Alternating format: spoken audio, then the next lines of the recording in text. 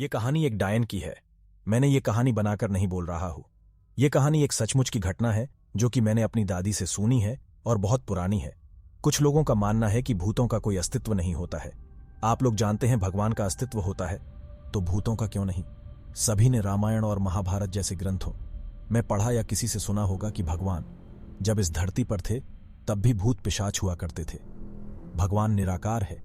निराकार का अर्थ होता है जिसका कोई आकर नहीं होता। जो लोग जिस रूप में भगवान को पूजते हैं, भगवान उसी रूप में उसे दिखाई देते हैं। तो प्रेम से बोलिए भक्त और भगवान की जय। और समय व्यर्थ न करते हुए मैं आपको अपनी कहानी की ओर ले चलता हूं।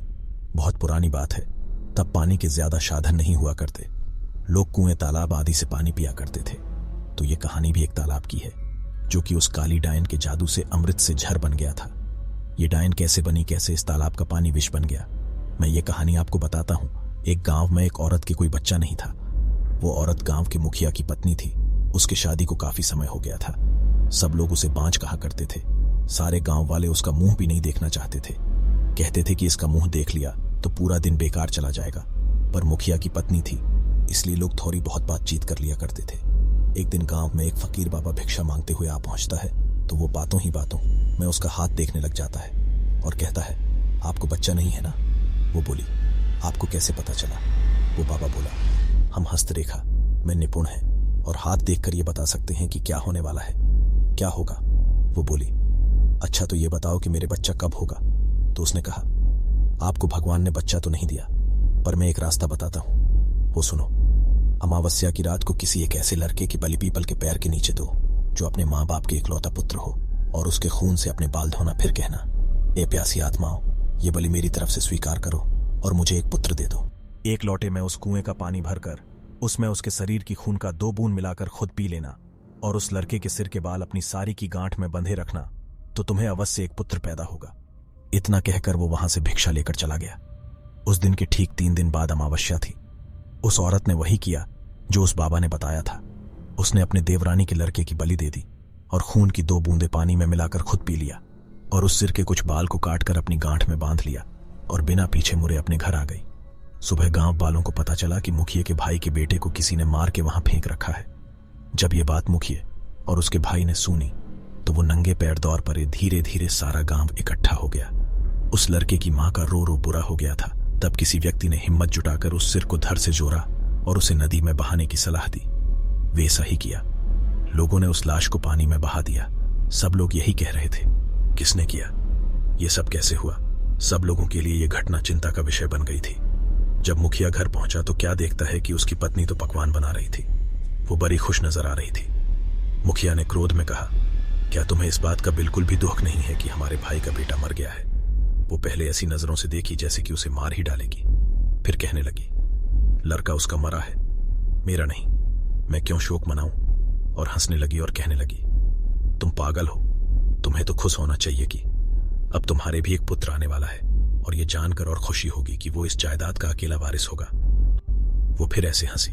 यह देखकर मुखिया से रहा नहीं गया और उसे जान से मारने के लिए तलवार उठाने चला गया। वो अंदर तलवार ढूंढ रहा था पर तलवार नहीं मिली। जब वो पत्नी के बेद के पास पहुंचा तो क्या देखता है कि सारे कपड़े खून से लथपथ हैं और तलवार भी वहीं पड़ी है और उस पर खून लगा है। वो ये सब देखते ही समझ गया कि ये सब इसने पुत्र प्राप्ति के लिए बलि दी है। उसने उसे मारने का विचार बनाया कि अभी मैं इसको मार दूंगा तो सब लोग मुझे गलत समझेंगे।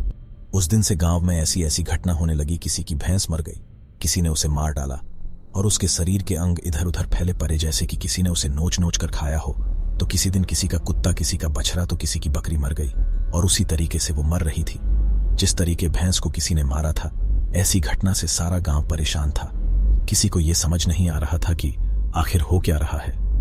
एक दिन की बात है, मुखिया रात को अपने गेट के पास सोया हुआ था। आधी रात के समय उसे गेट खुलने की आवाज आई। वो जाग गया। उसने देखा कि एक औरत बाल बिखरे हुए आधी रात को बाहर चली जा रही है। देखने में तो ऐसा लग रहा था कि जैसे उसको कोई खींच कर ले जा रहा हो। भादो अगस्त की काली रात थी।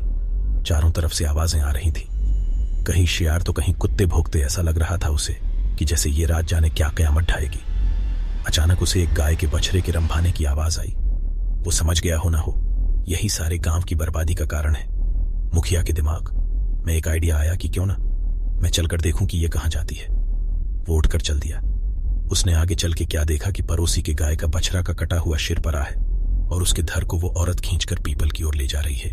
और ले जाकर उसने वही शब्द दोहराया, ये लो प्यासी आत्माओं, मैं तुम्हारे लिए भोजन लाई हूं। मुखिया ये सब नीम के पैर से छुपकर देख रहा था। एकदम वो क्या देखता है कि 4 काली छाया वहां प्रकट हुई। देखते ही देखते वो ऐसे भयानक शरीर में बदल गई कि उसे देखकर उसके शरीर के रोए खड़े हो गए। उनकी ये बड़े बड़े दांत, लाल लाल आंखें, शरीर पूरा जला हुआ, बड़े बड़े नाखून आंखें तो ऐसे चमक रही थी कि बार बार बदलने वाली लाइट जल रही हो। इतना भयानक दृश्य उसने अपनी जिंदगी में कभी नहीं देखा था। वो क्या देखता है कि वो चारों भूत और उसकी पत्नी उस लाश को खाने लगी, दोनों हाथों से लापालप, जैसे कि कोई भूखा व्यक्ति खाने पर टूट पड़ता है। ये सब देखकर मुखिया के पैर के नीचे की जमीन खिसक गई कि उसकी पत्नी एक डायन है। जब उन्होंने सारे मांस को नोच नोच कर खा डाला, तब उसने एक भूतों की एक बात सुनी और कहा कि बस 3 दिन बाद फिर अमावस्या है और हमारी शक्ति उस दिन बढ़ जाएगी। तब हम तुम्हें पूरी शक्ति सौंप देंगे और तुम अपनी मर्जी से कुछ भी कर सकती हो। तुम गांव वालों को अपनी उंगली पर नाचा सकती हो। उसने ये सब सुनकर सारे गांव को चोरी चोरी जगा करके कहा, देखो मैं तुम्हें बताता हूं कि तुम्हारी बर्बादी एक डायन की वजह से हुई है। और सबसे कहा कि अपनी अपनी लाठी उठाओ और चलो मेरे साथ, आज उस डायन का अंत हम सब मिलकर करेंगे। और सब भागते हुए उस पीपल की ओर चल दिए। सारे गांव को अपनी तरफ आते देख सारे भूत तो गायब हो गए, पर वो डायन खड़ी रह गई। मुखिया की पत्नी को इस हालत में देखकर सारे गांव वालों के तो होश उड़ गए और वो रुक गए। मुखिया ने कहा, खड़े क्यों रह गए? ये तुम्हारी मालकिन नहीं, डायन है, डायन। और ये बोलते हुए सब उसे लाठियों से मारने लगे। वो अपनी जान बचाकर भागी और भागते हुए उस कुएं में जा गिरी। उसकी सारी ऊपर अटक गई और वो चिल्लाने लगी, बचाओ बचाओ। सारे गांव वालों ने कहा, इसे सजा अपने आप मिलेगी, लटकी रहने दो इसे। वह चिल्लाती रही। सारे लोग उसका ये तमाशा देख रहे थे। वो चीखती रही, चिल्लाती रही, मुझे ऊपर निकालो, मुझे पानी पिलाओ। पर किसी ने उसकी सहायता नहीं की। पर वो बार बार यही बोलती रही कि मैं तुम सब गांव वालों को बर्बाद कर दूंगी। एक एक को मैंने पानी के लिए नहीं दर्शाया तो मेरा नाम भी काली डायन नहीं, यही नाम दिया है तुमने मुझे। मैं तुम्हें छोड़ूंगी नहीं। 2 दिन तक उसकी लाश यूं ही लटकती रही। तीसरे दिन अमावस्या थी। उस दिन की रात के बाद उस लाश का पता नहीं चला कि कहां गई। उसकी लाश, जबकि कुआं बिल्कुल सूखा था। उस बात को काफी टाइम हो चुका था। लोग उसके बारे में भूल चुके थे।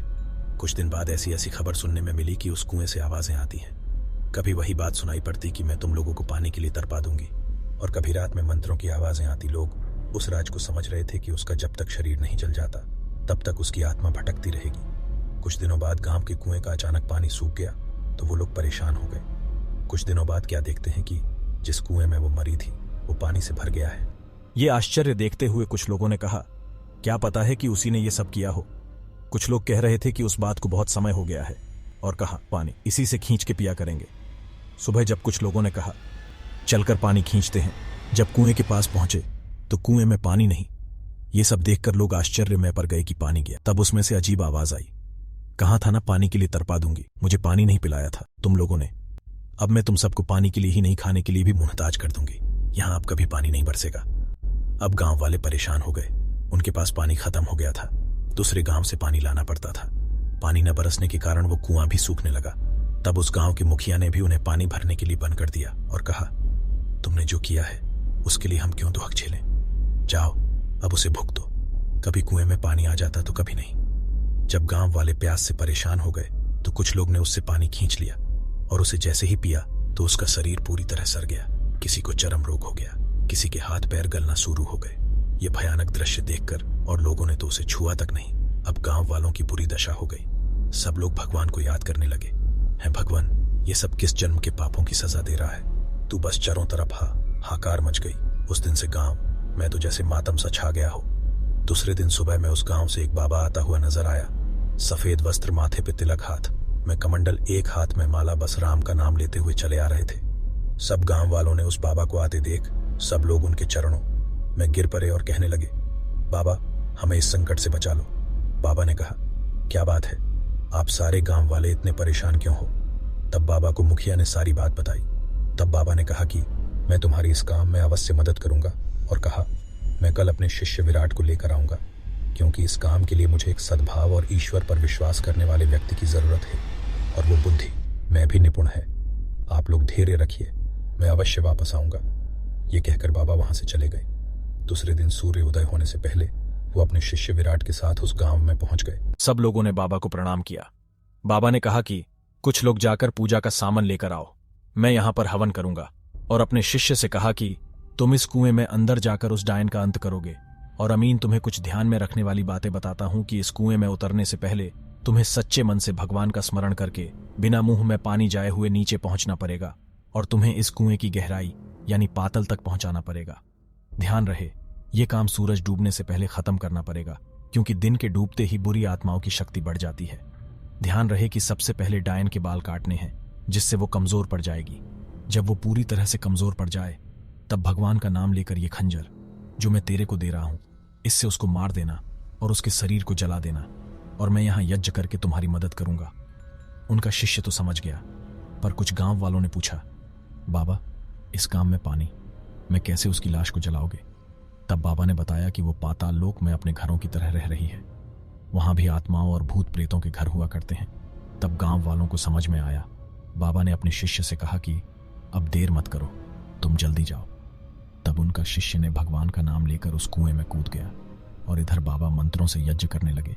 जब विराट वहां पहुंचा तो क्या देखता है, काफी बड़ा खंडर है और कहीं से मंत्रों की आवाजें आ रही हैं। तो वो वे जाकर क्या देखता कि एक बाल फकीरे हुए एक औरत आहुति आग में दिए जा रही है। जैसे ही वो उसके पास पहुंचा तो उसे पता चल गया और वो पीछे मुड़कर देख के बोली, कौन हो तुम और यहाँ क्यों आए हो? वो बोला, मैं विराट हूँ और गांव वालों की तरफ से मैं तुम्हें यहाँ मारने के लिए आया हूँ। वो हंसी, तुम मरोगे? मुझे साधारण मनुष्य गांव वालों ने तुझे भेजा और तू मरने चला आया। लौट जा और अपने प्राण बचा ले। मुझसे नहीं तो वो बोला, नहीं तो क्या मुझे मार डालोगी? वो बोली, समझदार हो। वो बोला, तू अपने प्राण बचाना चाहती है तो इस गांव और इस कुएं को छोड़कर चली जाओ, नहीं तो मुझे मारना होगा। उसने इतना कहकर जैसे ही उसके ऊपर उसे मारने को झपटा, वो एकदम गायब हो गई और उसका बार खाली निकल गया। अब बस उसे उसकी आवाज सुनाई दे रही थी। अब वो क्या करे?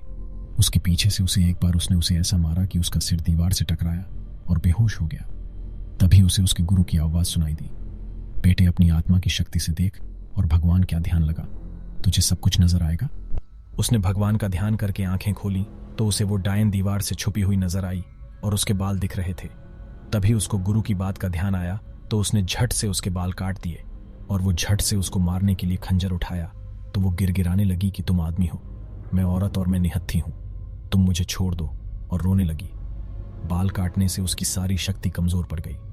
पहले तो उसे उस पर दया आई, पर जब गांव वालों के दुख को याद किया तो उसने देर न करते हुए वो खंजर उसके सीने के बीच उतार दिया और उस अग्निकुंड में उसके शरीर को जला दिया।